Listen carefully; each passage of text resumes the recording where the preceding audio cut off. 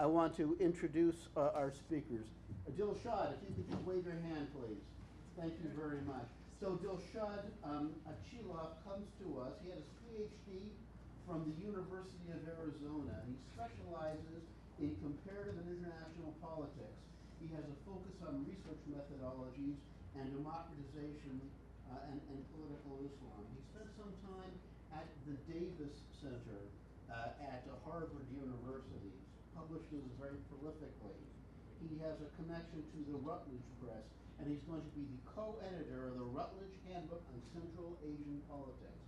And as you know, that's a very fine press. Now his cohort, Avery, Plaw, if you could just identify yourself.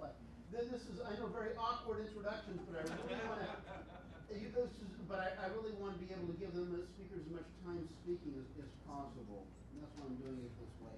Do you know that we really have a Renaissance man in Avery? He did his dissertation at McGill University on Isaiah Berlin's liberal pluralism. And from that, he used that as a base to explore not only liberal philosophies, but perhaps some illiberal philosophies too. He began to focus a lot on Islamism and the Middle East. He also wrote a book called Targeting Terrorists, A License to Kill, Rutledge again, and Frontiers of Diversity, Explorations in Contemporary Pluralism. And so he's written quite a few peer-reviewed articles, and he, again, they're both, Achilov and Avery are from the University of Massachusetts, Dartmouth. Okay, Renat Shaykhutdinov, thank you, Renat. And he came to Florida Atlantic University. So we're going down the Atlantic coast now, from the very cold to the very warm. And it's from the Florida Atlantic University, from Texas A&M, where he received his PhD. And he has his degrees in political science from the University of the Bosphorus in Istanbul, Turkey. And he teaches a lot there. It's interesting, Renat identifies himself as a native of the Eastern European city of Kazan, located in the Middle East Volga region. And he's a Tatar, and he speaks Russian and Turkish. It's interesting that he would introduce himself as a neighbor, as a part of an Eastern European city, and not of Russia. It's okay. We then have Ugur. Could you identify yourself, Ugur? Okay, Ugur Kursuncu, very good, is a seriously mathematically talented fellow. He's a PhD candidate in computer science at the University of Georgia in Athens.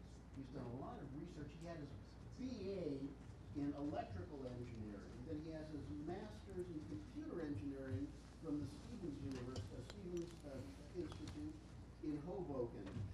And what he does with his knowledge of computational skills too is creates different models for network analysis, and he's going to bring to us some very interesting ideas on religion, radicalization, and security in the digital age. So once again, I wanted to give our speakers their just introduction. Okay, what I'm going to do then, I'm going to give our, are we all set up, by the way? Yeah. Okay, then we can do it however it appears. Yeah, we're going to go with the all right, if that's the way you're happy, I'm happy.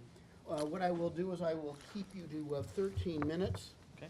And I will stop. And let me stress again, if you want to talk to our speakers, I'm sure they'll make time. We have lunch ahead of time. So, Dilshod, if you would begin now, it's 10 o'clock.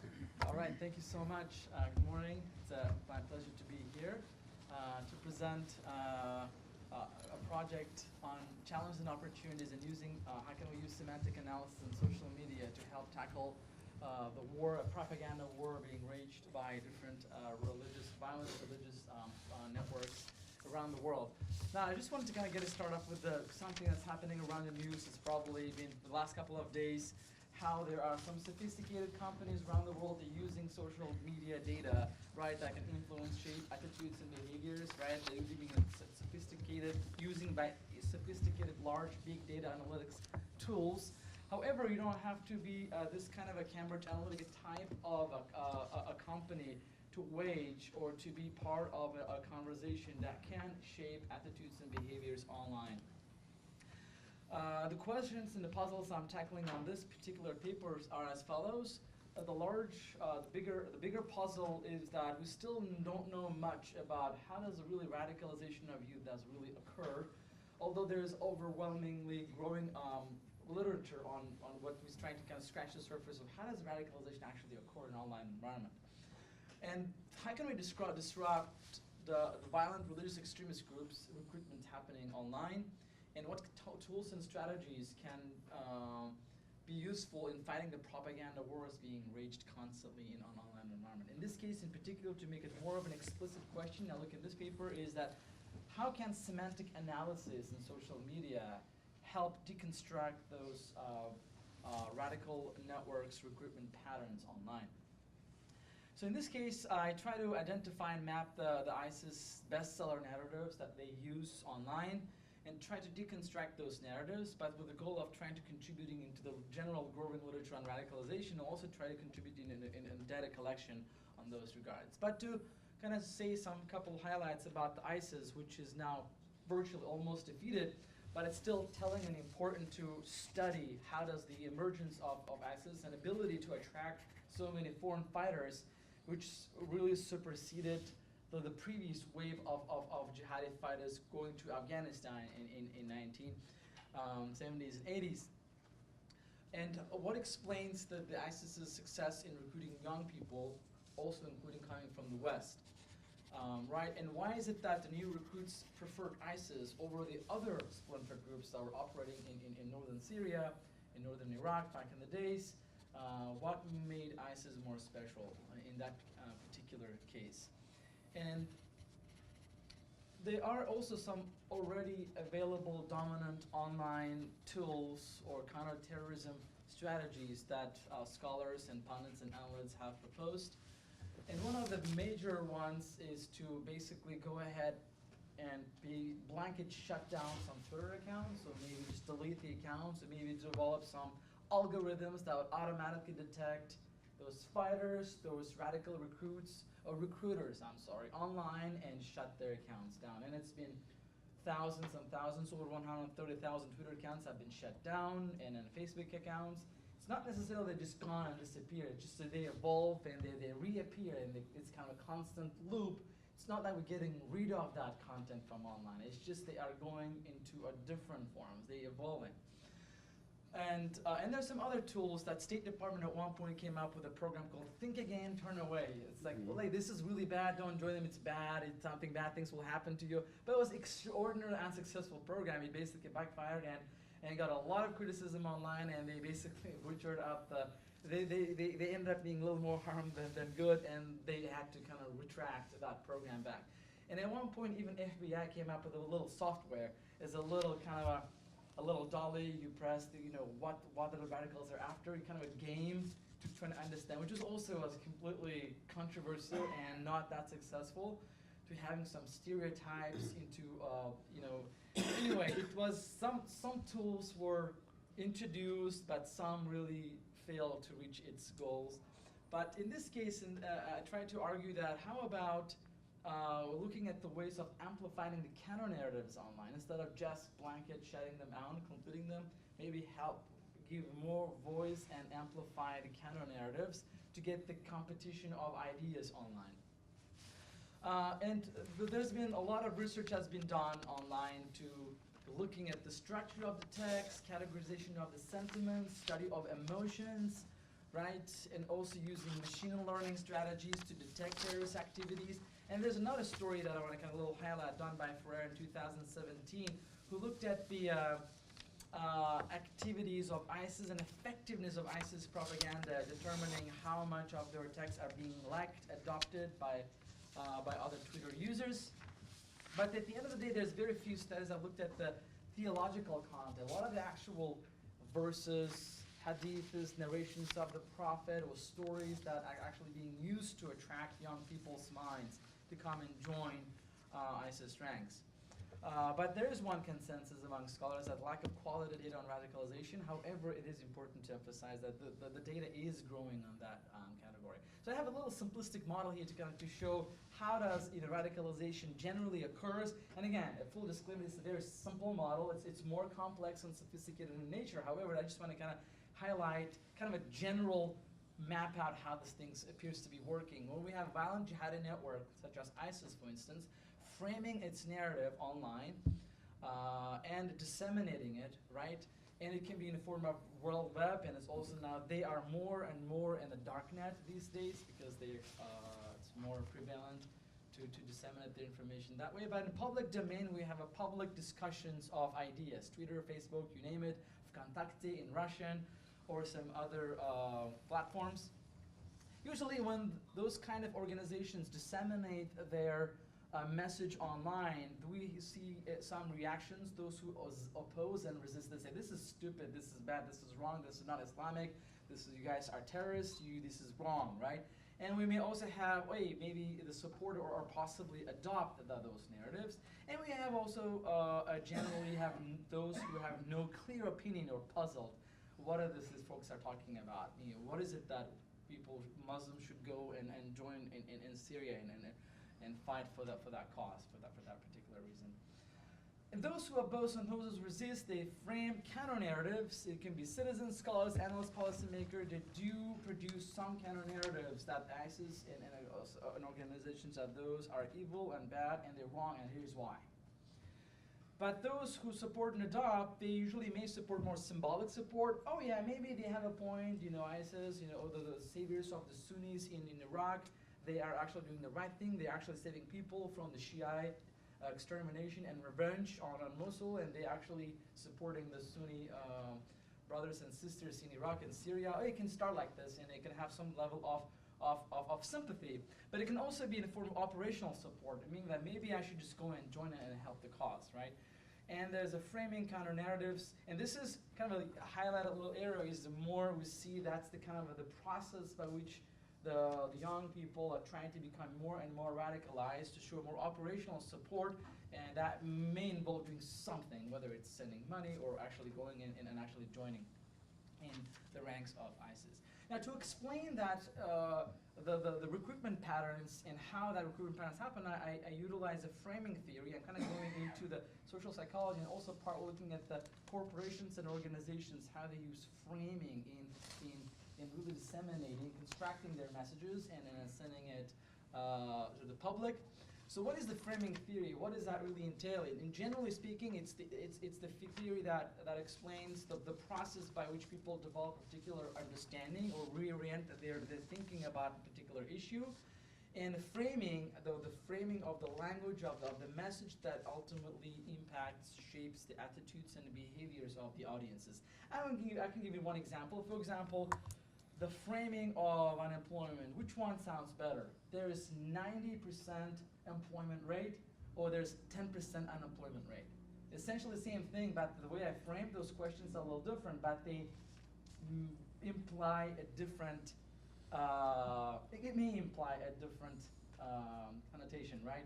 It's much better to see there's 90% unemployment rate in this country, it's great. As opposed to say there's 10% unemployment rate, that's just horrible, that's terrible, it's bad. But so as an effective framed method should be, hey, I'm gonna have to probably say, look, we have 90% employment rate. So, and framing, your message doesn't have to be correct or moral or fact-based. It can be complete BS, it can be complete wrong or complete lie or an alternative fact, you name it. But that the thing is, the way it's constructed and it's propagated may still have an important implication. And the literature also brings out, there are some moderators, and one of them being the prior knowledge could be one of those moderators that can deter the framing effects on individuals. In other words, the stronger framed messages can be deterred if a person actually have a knowledge about those particular issues. Right? So in other words, prior knowledge may deter the framing effect. If somebody is propagating some propaganda, and if you have a prior knowledge about that may not be the true, that you may actually minimize the effects of that framing, in general speaking. But that kind of brings an interesting hypothesis. What if then individuals with more robust Islamic knowledge may be more likely to critically analyze the terrorist network ideologies, and they're less likely to get radicalized? I mean, it emerges as an interesting hypothesis. But anyway, long story short, in this particular study, I looked at the documents, the propaganda magazine published by ISIS called Davik, and later on changed to Rumia, total of 25 magazines, high quality English, polished documents, and I conducted a latent semantic analysis, look at the word patterns and the constructions and the way that the messages are framed. And this is actually the data, also the frames and languages are being connected, emerging from a cluster and topic analysis, looking at these are the actual words and sentences. I'll analyze 80,000 sentences that ISIS has published. And these are the kind of general emerging patterns, the words that they frequently use. It's not only just a bag of words, but those connections. And like first words such as crusaders, kafir, that posted, jihad, kill, Haifa, hijrah, emerge as one of those important. I'm going to pass this one. I'm sorry, this was redundant. But what appears to be the case is those patterns emerge, but it's also interesting to look at those, how they use them over time, and they how those bag of words, those concepts change over time. So I'm not going to explain everything in detail in this case because I don't have a lot of time, but what I find here is that ISIS narrative loop seems to be appearing in a loop format.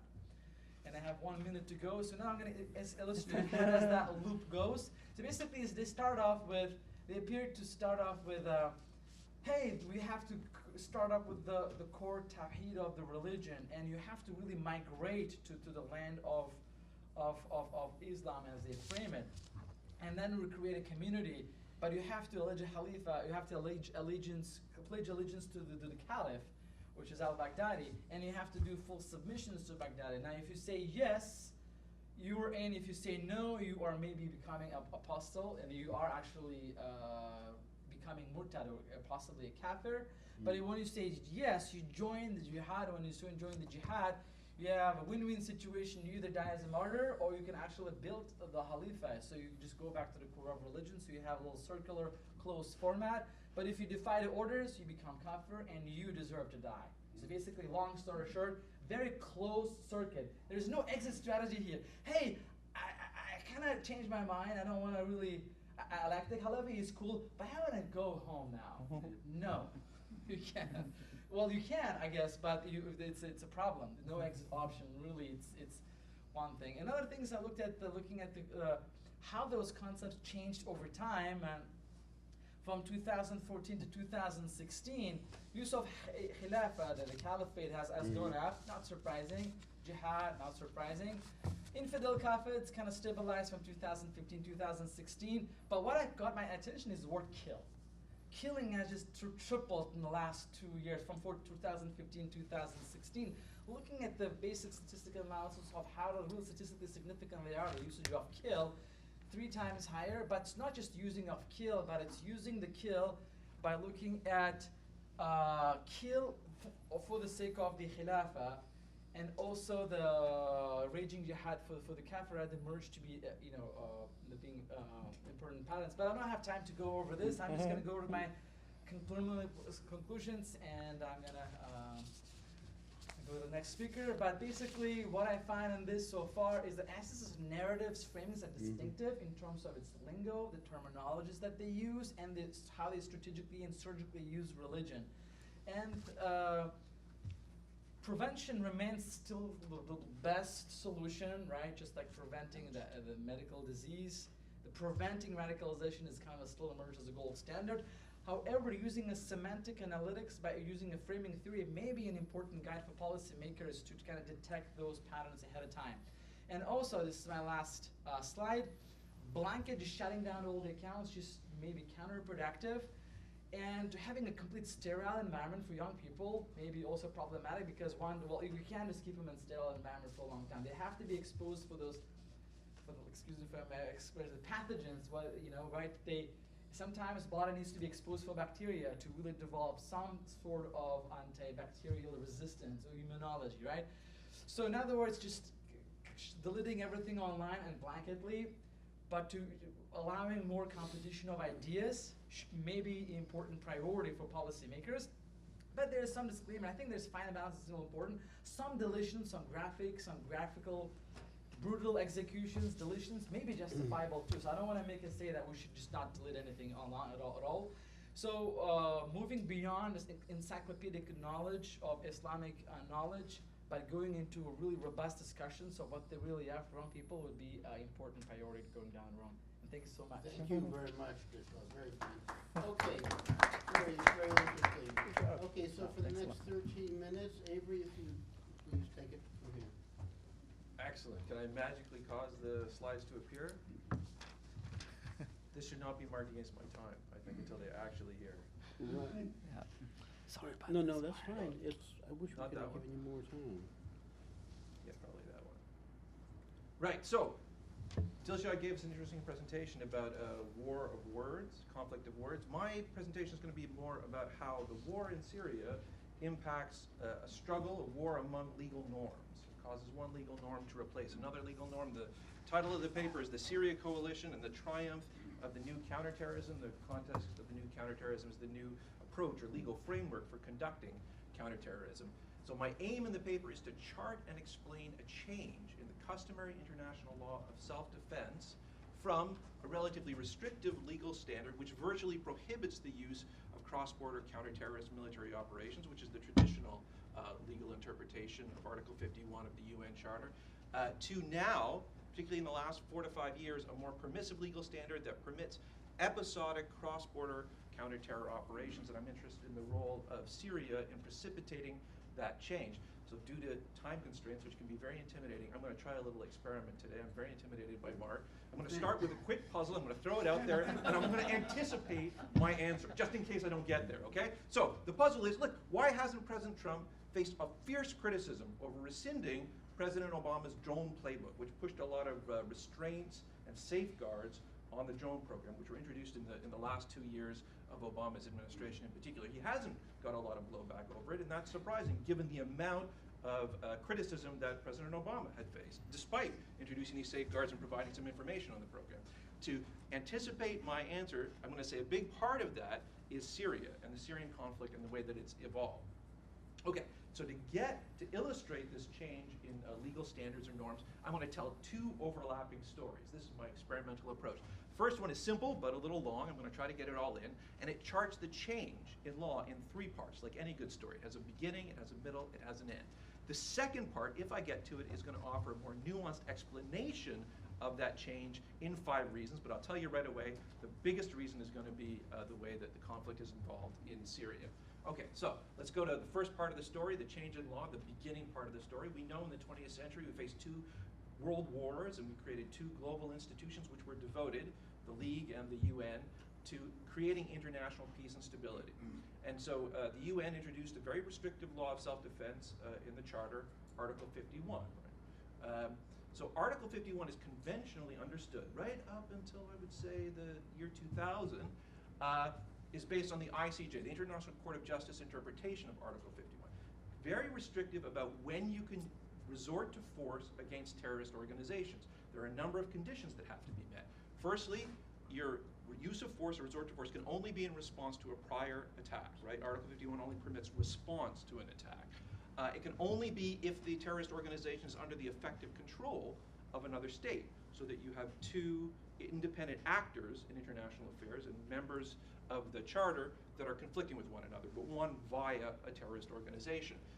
You can only resort to force if the use of force follows the attack relatively quickly. It can't be like a decade later. And it can only be if the action is both necessary and proportionate. So that's pretty restrictive about how states can use force. That doesn't mean that states never used force before the year 2000, let's say. We know, like if you watch the 2005 classic Spielberg movie Munich, right? You see the Israelis responding to attacks on their athletes at the 1972 Munich Games by going around and killing terrorists, or who they saw as terrorists, Black September members around Europe. The Spanish conducted a dirty war against ETA between 1983 and 1986. South Africa murdered ANC officials in the 1970s and 1980s. But all of this was done secretly, covertly, black operations, right? And when they got caught red-handed occasionally, it generated trials and convictions, and the states were still in denial for a long time that they were involved in it. So it happened, but it was clearly illegal and had to be conducted covertly. But, and there we come to the middle part of the story, everything really changes in the era between 2000 and 2014, 2015. We move into a gray area, a transitional period, right? With the beginning of the Second Intifada in September 2000, the Israelis begin conducting targeted killings. Now, the Israelis, as we know, did that before, but now they're doing it openly as a matter of explicit government policy. And the Americans follow suit after September 11th in 2001. Their first case is November 2002. Salim al-Hourethi is killed in Yemen. This is actually a really startling example of change because just in July of 2001, you've got the ambassador to Israel from the US, Martin Indyk, condemning the Israeli use of targeted killing, saying the Americans are against this. This is a form of targeted assassination. It's a violation of international law. And just over a year later, the Americans are not only endorsing it, they're conducting targeted killings in Yemen. So there's a big change. What's that? How does that change the law? We'll have time for Give me questions. a minute. I still have a few minutes to get there, all right? Lawrence, you'll be the first question. All right, so that can be the first question. But right now we're in a transitional period. The law has not changed yet, but we see now two major international actors are behaving in a new way. So the Israeli targeted killing program, just very quickly, clearly was illegal at the time on the conventional reading of the International Court of Justice on their understanding of self-defense, because the Palestinian groups are not under the effective control of any state, I don't think. And it's unclear that the killings were necessary and proportionate, especially after 2005 when the suicide bombings in Israeli cities ended. Still, the Israelis killed 232 targets by December 2008, along with 152 bystanders. And the program continues over the next 6 years to 2014, but it does slow down a little bit. But this is all done openly as a matter of government policy. Very new thing. The US program starts, as I said, in November 2002. It's a little later than the Israeli program, but it catches up. Right? By the end of 2008, drone strikes, just looking at drone strikes, there are other forms of attack as well, but drone strikes had killed 493 people in Yemen, Pakistan, and Somalia, including between 882 and 250 civilians. Up to this point, the program was not acknowledged, but over the next 6 years, the Obama administration did acknowledge the program gradually, and also accelerated the program, carried out 370 more drone strikes by the end of 2014, killing 2,620 people, including between 83 and 441 civilians. So very major program. During this middle point, both countries are criticized very harshly by the international community, condemned by UN agencies, including a whole report of the UN Rapporteur on Summary, Arbitrary, and Extrajudicial Killings, devoted to condemning targeted killings. They're condemned by the EU Parliament, as well as many individual, especially European states. There's public protests in many countries around the world, Pakistan certainly, but many European capitals as well. They're condemned in global public opinion. The Pew study shows only 2 countries in the world with majority support for targeted killings. You know what those 2 countries were? I think you can guess. Israel and the United States. That's it, right? But we come now to the end of the story. By 2016, things have really begun to change. First, rather than condemning unconventional counter-terror operation, increasing number of countries are emulating them, and I'll give a bunch of examples of that in a minute.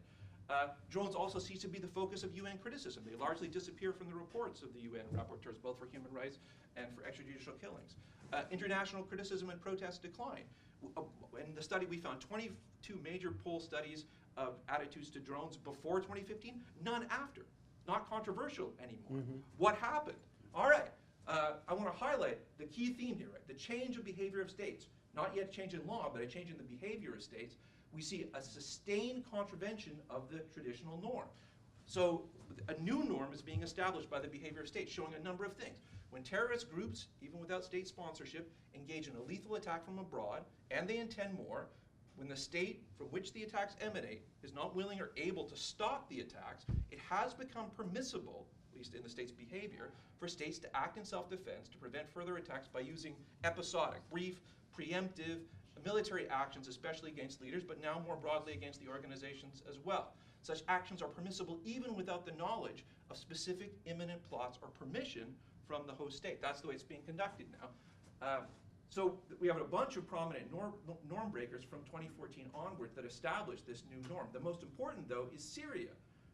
Iraq also, but Syria because they're conducting all these airstrikes without permission from the Assad government. The Assad calls them invaders and says it's a violation of international law because these strikes by the US-led coalition are being done without permission from the Syrian government. So US starts to bomb in September 2014. A bunch of countries participate: Bahrain, Jordan, Qatar, Saudi Arabia. Later on, Canada, Australia, France, UK, Turkey also join the airstrikes. Over 60 countries by December 2014 join a global coalition in support of these strikes, marking a huge transition in global public opinion of states, right? And by March 2018, over 14,982 airstrikes are carried out in Syria, which is even more than in Iraq at just over 14,000. Here's a bunch of other cases going on after 2014 as other countries are following this precedent. You've got Chad, Cameroon, Benin, and Niger striking Boko Haram in Nigeria, sometimes with permission, sometimes without permission.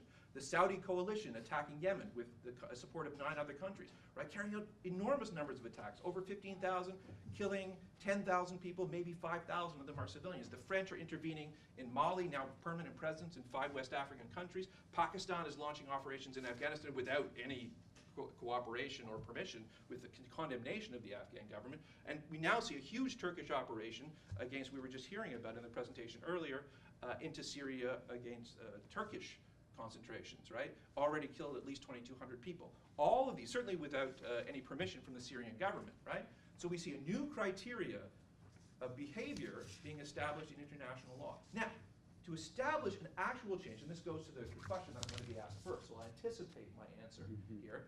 There's 2 criteria for establishing new customary international law. Customary sources are as important as conventions and treaties in establishing what the international law is. The 2 criteria are widespread pattern of behavior and acceptance among states, and second, the opinio juris, the legal opinion of states about the legality of the operation. So 2 things are crucial. Firstly, that states are doing it, but also that they're doing it openly. They're doing it explicitly, and they're claiming the legality of their operations. And in fact, both China and Russia have now passed laws that explicitly allow them to conduct military operations overseas against counter-terrorists. What they say is consistent with their law domestically and international law. So the moral of the story is the law has changed, and that's why President Trump has not had so much blowback, because attitudes in the law has changed. Syria has played a huge role in this legal and political change. It's not the only thing. So I actually have time maybe to go through what I think the causes are. The first one is Syria and the Syrian case, right? This establishes the precedent that other countries follow.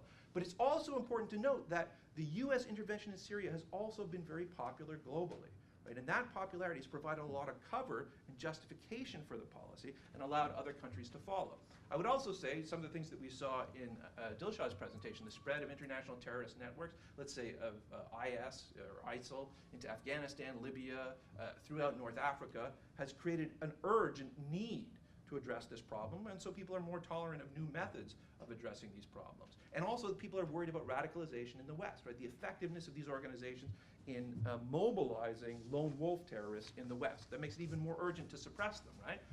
Also, these episodic attacks, drone strikes are the most prominent type, but there's many other types of military operations that can be conducted. But they've been relatively successful, at least in some cases, at very low political cost for the countries undertaking them. You can think about the drone campaign in Pakistan against Al-Qaeda Central. Seems to have done some real work in degrading the capabilities of the organization. We also see the proliferation of this technology among states, giving them the power to conduct these types of operations. So now over 90 countries have drones, 23 claim to have armed drones. I think most of them probably do. So they can conduct now armed drone strikes abroad. So the capability has made it more attractive. And also you see very significant improved precision of drone and airstrikes, which have reduced some of the blowback that are associated with them. So for example, the estimated civilian casualties of US drone campaigns have fallen from an estimated 20 to 50% of the casualties being civilians in the first 6 years of their drone campaigns in Yemen, Pakistan, and Somalia, to between 0 and 2% in the last 4 years. And that's just averaging across all of the databases that track them, including the Bureau of Investigative Journalism, which is very sensitive to civilian casualties. Okay? So I think that's the change that we've seen. These are the reasons for it. Wonderful. Right on time. A true champ. Now, Renat, I would like you to do, and the setup time will not be taken up against your presentation. If we can do this, I keep a tight leash. No, but seriously, folks, I I can promise you that there will be a lot of questions, and I really want to give you as much time as possible. If there aren't questions, I'm going to shut up right now, and please continue. Thank you so much. And Okay. the title of my presentation is Security Concerns, Religion, Violence, Discourses on the Net. This is a fresh project for me, and it's still at the stage of development, and yet I'd like to share some of the progress that I have so far with you. So the question that I'm entertaining is, how do state and non-state actors construct discourses on major security issues in the internet, in the Russian language? More specifically, what is the process of attracting or recruiting sympathizers using the internet? And how's the sense of oneself and the other is constructed and situated through the discourses on religion and violence? Of course, why is this question important? Well, it is important certainly for the Middle East and globally, and it does have implications for the regions outside the Middle East, including the post-communist Eurasia. What do we know so far from the literature? Well, the literature has pointed out that the internet has been quite important for terrorist networks for a number of reasons, including as a source of propaganda. Internet allows the greater reach for the propaganda, instruction, training, researching, coordinating the attacks, fundraising, soliciting donations, and also the cultivation of public awareness and sympathy. So it's pointed out to be a key source of information, communication, propaganda for the extremist beliefs. On the other hand, there are some criticism of the extent work, which includes the fact that some conceptual issues of lumping together a whole vast array of different types of behavior. Some of this more benign, and others are more malignant. There are also questions pertaining to data, that there is a paucity of studies which actually use systematic quantitative analysis of terror events. Also, people have pointed out that we need to be more nuanced about the role of internet, the role that internet plays in facilitating violent acts. That by itself, the internet has not led to a rise of terrorism, and yes, online interactions would usually go hand in hand with offline interactions, and that the internet does facilitate radicalization, but does not necessarily accelerate it. So here, what I'm trying to do, I'm trying to argue that the internet provides a public space for various state and non-state actors to construct competing realities. And the examination of how those realities are constructed will help us come closer to understanding the interests, identities, and also actions and inactions of various state and non-state actors. For that purpose, I embarked on the content analysis of tweets left in the Russian language. So content analysis allows us to assess the various actors' worldviews. And so far we've been able to collect 1,500 tweets from the various Twitter accounts on the keywords of ISIS, Syria, Caliphate, and Daesh, written in Cyrillic Russian. I've also tried to look into the Caucasus Emirate, but Twitter does not really have a lot of that. Though in the Russian portals like Vkontakte, it's been quite prominent according to the previous studies. Well, why Twitter? The West research so far has shown that Western-based portals of Twitter and Facebook do host more dissenting views than the Russian-based portals of Odnoklassniki and Vkontakte. It's true that the use by the population of Twitter and Facebook is somewhat limited. For Twitter, it's 2%, according to surveys conducted by the Levada Center in Moscow. And for Facebook, it's 5%. Nevertheless, perhaps the very fact that that they're hosting more dissenting and opposing views would compensate for this. Plus, in the larger scheme of things, the absolute numbers of the 2% of those Russians who use the internet using Twitter is also quite substantial.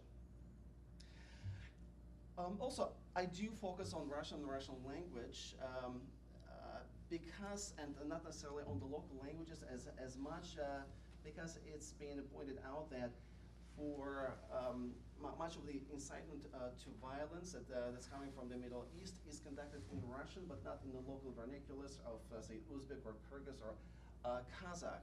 In fact, for those groups which, those Muslim majority groups which use the, they have their own state languages, official languages, Russian would prove to be the lingua franca. And for the Russia-based groups, such as perhaps Bashkirs or those in Northern Caucasus, there's a state policy of linguistic assimilation. So for them, Russian would be a natural language to speak and communicate in. Also, it's been pointed out that as early as 2015, that Russian has now become, or at the time has become the third language of ISIS after Arabic and English. Thank you. So what do we have? The results so far indicate, again, I have not analyzed all data, but so far what I can say is that no efforts at recruitment have been detected so far in Russian Twitter, and perhaps Twitter has a particular role, unlike, say, Facebook or the Russian-based portals. And the views on religion and violence, however, are quite mixed. And there is a disagreement on who the terrorists and the bad guys are, and this depends very much on where the comment is coming from. For example, according to huge number of Russian commenters, Americans and Daesh are pretty much being equalized. So speaking about the recent attack at Deir ez-Zor, the one commenter was claiming that Syria is under the U.S. attack, and the Americans bombed the population of the province of Deir ez-Zor, imitating the struggle with Daesh. And also, it's interesting, there is a link with what's going on now in eastern Ukraine. Do not forget about the those who are firing at civilians in Ukraine's Donbass. Also, they were claiming that the role of Washington in the creation of Daesh has been recognized. Then, according to the official Turkish broadcaster publishing in Russian, TRT Russian, Kurds and Daesh are being equalized as the terrorists. So that specific comment states that Turkish armed forces neutralized over 3,000 BYD, PKK, and Daesh terrorists in northwest of Syria. But then the Kurds would see Daesh. The Rosname.com would say it's Daesh militants who are killed, who killed and wounded 15 civilians on the road between Kirkuk and Baghdad. Iranians writing in Russian, IRNA, the official news source of Iran, has cited the Kurdish official who called the role of Iran unprecedented in the fight against Daesh. There are smaller powers from within the region, like Kazakhstan, and that left some tweets. For example, Kazakhstan's anti-terror committee would cite a couple of examples from Iraq, that after victories over Daesh, the ideology of terrorism must be defeated, as declared in Iraq. And in Iraq, a death sentence was handed down to the sister of ex-leader of Daesh, al-Baghdadi. And again, Russia and Turkey are portrayed as allies in the fight against ISIS, and the citation of the Turkish foreign minister who urged to strengthen cooperation with Russia in the fight against Daesh is portrayed. I think so far what's interesting to me is that the role of civil society organizations or the voice of the non-state actors has been somewhat muted. So far what we see is the narratives of primarily states and the interests of the states rather than other actors. And therefore, I guess the biggest takeaway so far is to, for policymakers, is to try to still regulate the the portals like Twitter and Facebook, but at the same time leave a degree of decentralization and democracy that Twitter would promote by giving the voice to other non-state actors. So let me stop. Wonderful, right on time. Thank you very much. Okay, definitely. And I think we're going to have a nice long time for questions. Let's set this up for Ugur, please. And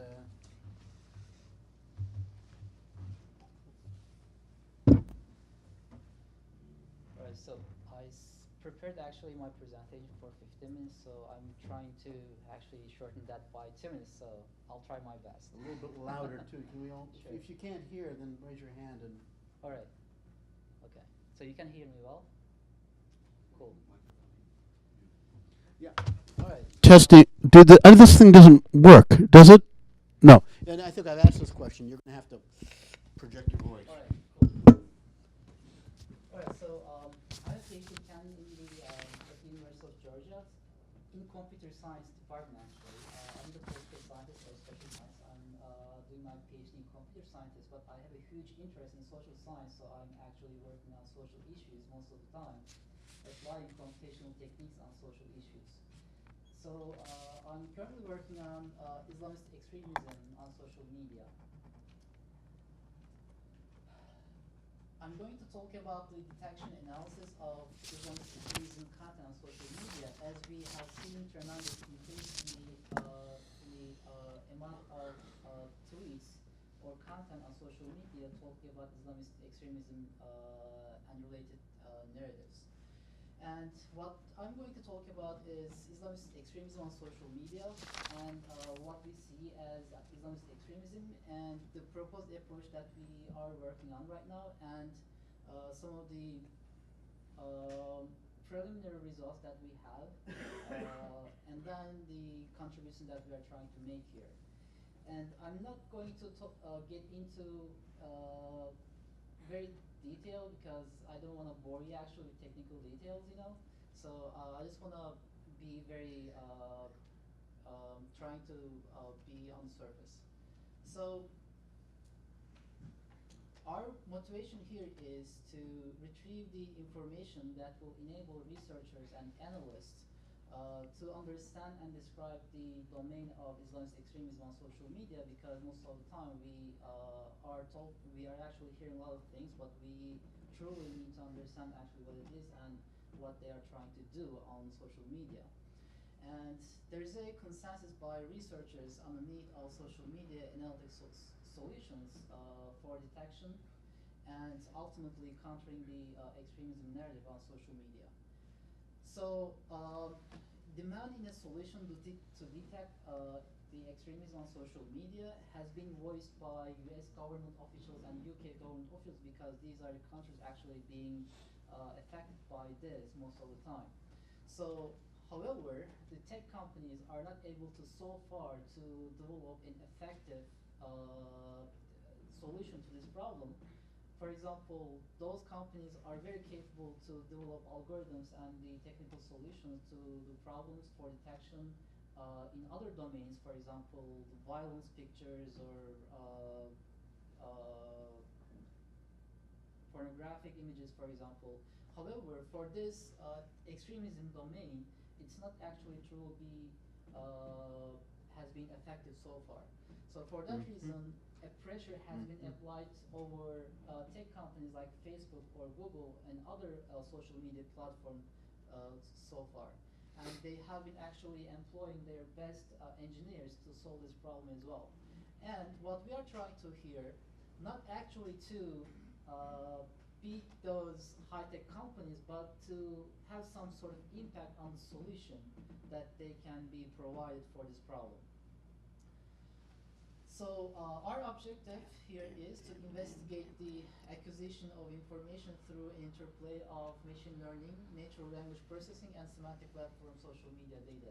I'm going to explain in detail what we mean by those techniques, but I'm just going to put it over here. And we are trying to eventually build an analysis platform along with a reliable knowledge base that can be used by researchers and analysts as well. So that will actually be, that will make the knowledge, the domain knowledge, accessible to the researchers and analysts working on this domain. So, of course we have challenges, and challenges we have in this domain is we are mostly focusing on Twitter because Twitter is a platform, by far the most popular platform used by extremist groups on social media. So for that reason, Twitter or the tweets have their own unique nature because there are a lot of misspellings or the grammatical errors or slang terms, you know. So you have to, so the regular natural language processing techniques do not work properly. So they work poorly. So you have to customize your algorithms or natural language processing techniques according to the Twitter data or tweets. And another challenge is subjectivity. So we need to define actually what the extremism is. So it can be actually very based on the person. What is your extremism perception, right? So it can be actually from 0 to 10, can be 5 for some person, can be 10 for another, or it can be 0 for another, right? So we have to be actually clear on this, on such a subjective issue. And the language is another challenge because most of the time they are using Arabic. So far, from the data that we have collected, over 75% of the content is actually in Arabic, and 15% is in English, and the 10% is others. So how people are actually being motivated to become a radicalized or extremist? So there are several reasons, but most of the time the youth or young people in the Western countries are being affected by this. For these reasons, so there are structural factors like, for example, cultural cleavages or political tensions, or personal factors, a life-changing event in a person's life, or an unfortunate childhood. And so for these reasons are actually making those people, young people, vulnerable to these kind of threats. And these people are actually showing these patterns of behaviors like hunger, of community, or love, or identity. And extremists are exploiting these vulnerabilities by exploiting their emotions or needs or weaknesses. So that's how they are trying to recruit their the people or the young people on social media. So and other motivations for these people to be recruited by the extremist groups is fulfilling religious obligations and opportunity to participate in the creation of utopian Islamic society, seeking ideological, religious, and personal fulfillment, and research for belonging or meaning in their life. So I'm just going to go through some slides to come to some important points because of the time, for the sake of time. So these are the platforms that they are active, but by far the most popular platform is a Twitter that they are on. And I mean, like by 90%. So for that reason, we are focusing on the Twitter platform. So the data characteristics, so the narratives that they are using, it is inauthentic, out of context, and deviant messages of Islam to recruit new followers. So they are using actual Islamic resources, Quran or Hadith, very often, but they're actually trying to get the content, actually get these resources out of this context, and make it inauthentic, just customizing or changing in the favor of their ideology. And their audience is most of the time is youth, the most vulnerable. And these are illustrative twists that we found actually can be considered as extremists. So they have actually inspired leaders or preachers they are actually referring to most of the time. So the most important person actually as one of these leaders is Anwar al-Awlaki. So allegedly or reportedly, that man has been killed, but still it's a phenomena in a group of extremists on social media. And most of the calls by this person has been actually circulated in these networks. Yeah. So. So for that reason, for the subjectivity, we have come up with actually a guideline for this extremism levels. So we are going to score actually the content from -1 to 1, being -1, -5 being the least extremist, +5 is the most extremist content. So the proposed approach comprises actually 5 steps. So the first step is conducting exploratory analysis on the data set that we have. So the data set that we have is the magazine that was published by ISIS. So we are working with actually Dr. Achilov on this project together. So we have collected the official ISIS publications, Budak and Renat, and we are collecting also the tweets from social media from Twitter. And the time frame is actually the tweets from 2010 to 2015, and the Budak and Renat is from 2014 and 17. So this is the overall architecture that we come up with. And so first of all, the first phase is going to be the exploratory analysis, topical extraction, and sentiment analysis and framing. So Dr. Achilov actually came up with a framing theory of their narrative, and we are trying to actually go along in that line. And we have conducted some of these experiments for topical extraction as well. And in second phase, we are going to develop an ontology and a knowledge base to be able to use in that process, because we need a domain knowledge in this research, because it's a very specific issue, and we have domain experts to provide domain knowledge so that we can, as computer science, we can model this knowledge and represent in a form of machine readable format as well as human readable format, so that we can use that domain knowledge in our applications and in our algorithms. So the ontologies and knowledge bases will give us actually this opportunity to do that. And of course, we need to verify the knowledge that we are putting in that model, right? So it has to be 100% correct so that we can actually make sure that we are feeding the correct knowledge into our model.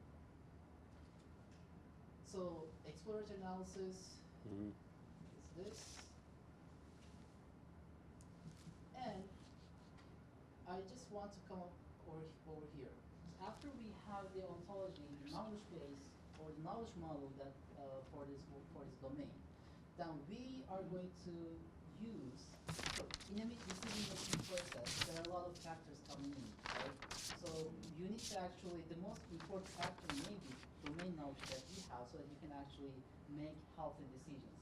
So we are going to model the domain knowledge as an ontology and use that in a machine learning algorithm, employing as a part of the decision-making process. And of course, we are going to have humans in the loop to verify the performance or the results that we have in that loop. So that is actually going to happen here. So domain experts are going to verify the results that we have, and then it's going to be added to the training set of the model, and the model is going to be rebuilt and go over again. So we are expecting this model to have increasing accuracy over time, because we are going to add more verified data to the model so that we can have more accuracy over time as well. And social network analysis is going to be very useful as well because this is a network on social media and they are organized and orchestrated very well. So these are the topical analysis. So we are using these resources. And topical analysis, after we have run the topical analysis over here, and these are the topics that we came up with, and these are from the several issues of the magazines.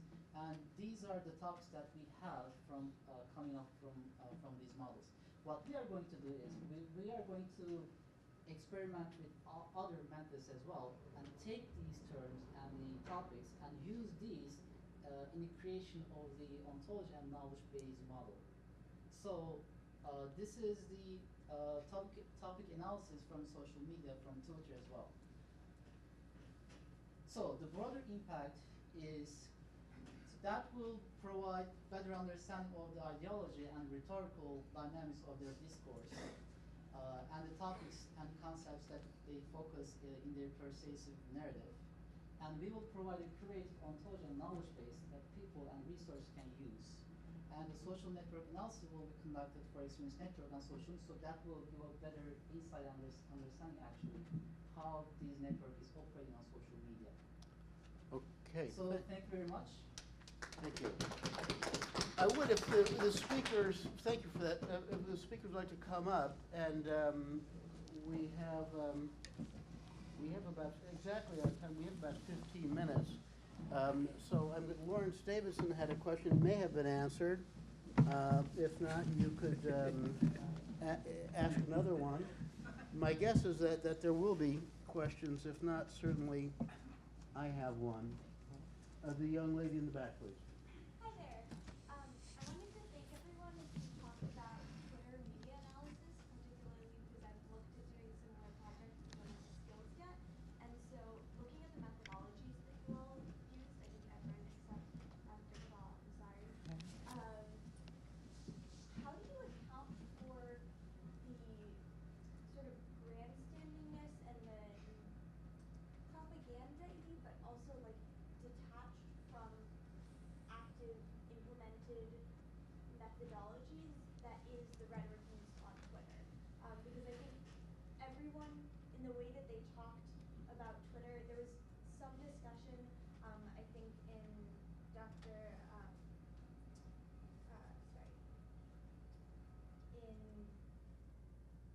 In Dilshod's talk, there was a little bit of talk about narratives, but I think this question of like Twitter being an exact replica of what these organizations are thinking or what the population is thinking is a little bit over-optimistic about the data that you're able to gather. That like certain voices are going to be heard on Twitter and they're going to be saying things that maybe aren't exactly what they believe.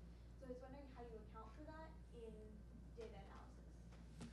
Good, yeah, I can chip in. That's an excellent question. Thank you very much. Yeah, I agree with you because when they say defining the narrative is important because what is it? Narratives, I usually broadly define as stories, right, that entangled trying to convey, not just the one message like in Twitter, but it really involves the kind of a story use of symbols, right, and kind of conveys more of a kind of a cohesive little idea.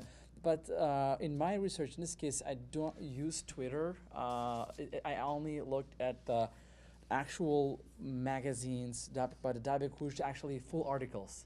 So they used, like for example, to take one actually of hijrah, migration, and the complete ISIS account of how they define migration, why they think the young people should migrate, and it is a narrative of what migration is, and there's a different version, different article, and the second issue. So I looked at those 16 issues in full articles. That makes up approximately 80,000 sentences. So that's why I was able to use that, the narrative, how they really construct those concepts and how they define them and how they really frame the ideas. Like, for example, migration, the way ISIS defines is that the migration from Darul Kufr to Darul Islam, meaning that you have to migrate from the land of the infidels to the land of Muslims, because if you don't, then you may even be justified if you die there. I mean, it's kind of your choice. It's a very dichotomous view of how they. So that's what. That's just one example. What is that? But hijra is very broad, Because if you look at the hijra in depth in Islamic history, the very first hijra actually occurred from Muslim land to non-Muslim land. Like hijra to actually Muslims early migrating to Ethiopia, right, into other places. So it's, if you applied early the practice of early Muhammad's application of hijra, it's okay to migrate to non-Muslim lands, right? It's not the way that ISIS frames that as to be the vice versa. So it's, I think it's important to be really careful when with the Twitter data to know not to overgeneralize things. That's why in my case I used to use the magazines. That's why I use more narrative. But I think it's an excellent point to keep in mind working with Twitter. And also on Twitter, it's not actually black and white. So Twitter provides you some signals actually, and you have to get those signals and cultivate your own solution and come up with a conclusion with those signals. So your analysis platform will not actually give you 0 and 1 result. You have to just look into different things on social media analysis and come up with a conclusion on your own terms. So that is going to be actually very more helpful for you to do that kind of analysis, I think. I imagine building up the ontology is meant to allow you to frame the contributions and contextualize them so that you can extract the meaning, even with all the peculiar behavior on Twitter, to be able to interpret that. In the history, whether or not a particular statement by the foreign ministry is being repeated over again, whether those are actually bots, the robots, or the trolls. So again, perhaps a contextual way of just trying to filtering, sorting those out. Okay, I'm sorry. This, and then Lawrence after. I also a question about this personal thing on my question is, what do you think about the strength of Twitter or other social media by the recruitment process? Because I'm thinking about the jihad in Afghanistan, then in Chechnya. At that time period, there were no social media, Twitter or other things, but there was still many people who joined the jihad. So how do you measure the effect of Twitter or other social media sources on the recruitment process? Okay, you don't have any control group anymore. Yeah, well, Everybody does social media.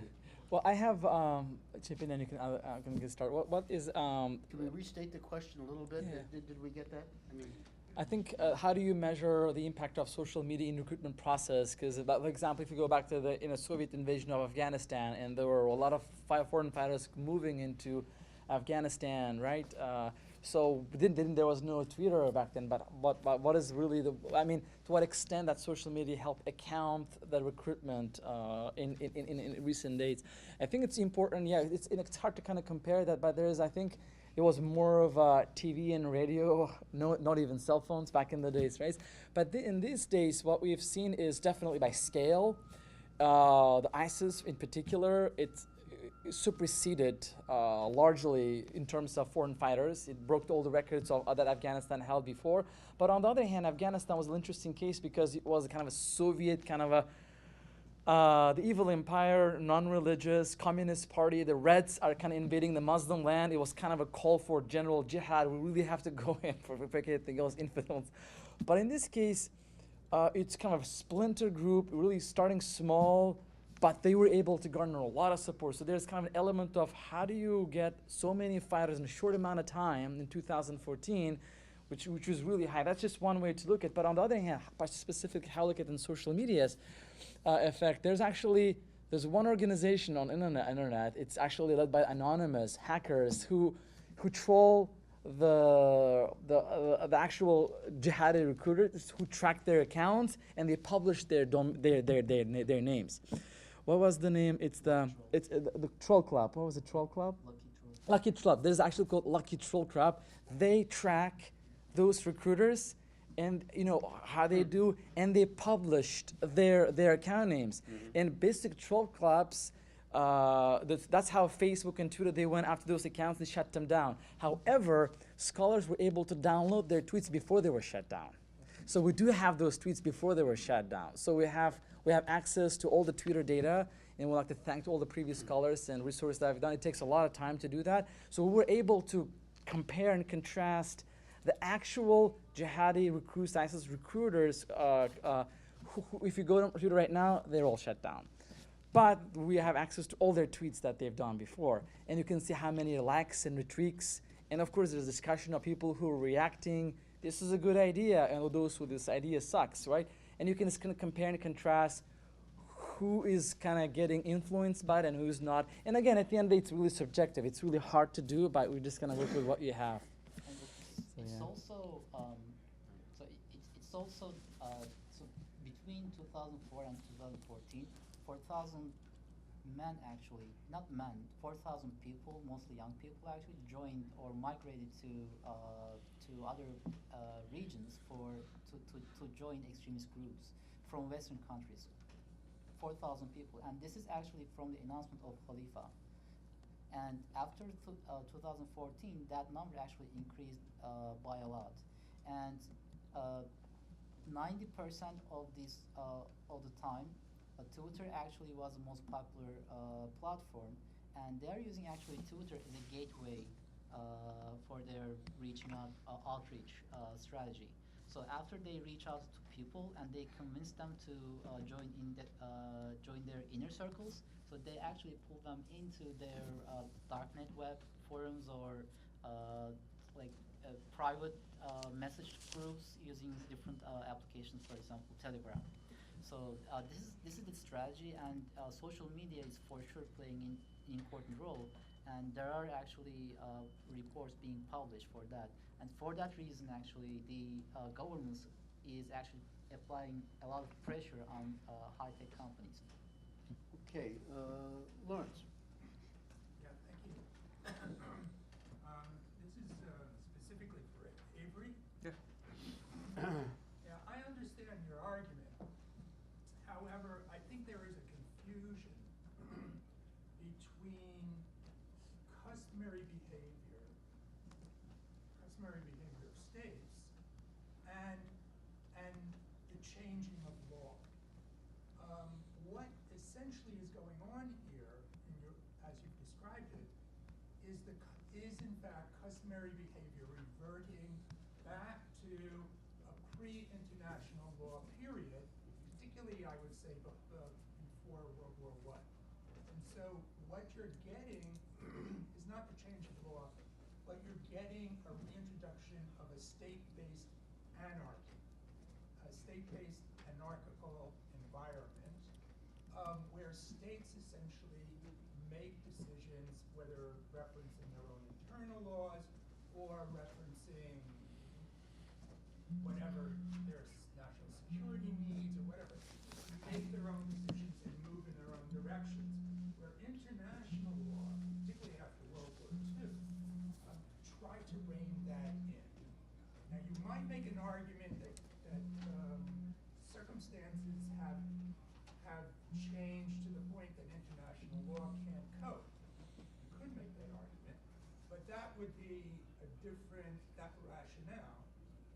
So I'm saying when you pursue your research, you might, if you're convinced by my analysis, you might look at this whole changing process as not the change of law, but the change of state behavior in defiance of a set of international laws, reintroducing anarchy, which behavior will sort of degenerate probably to something awful, and then you'll get a reintroduction of international laws and some treaties.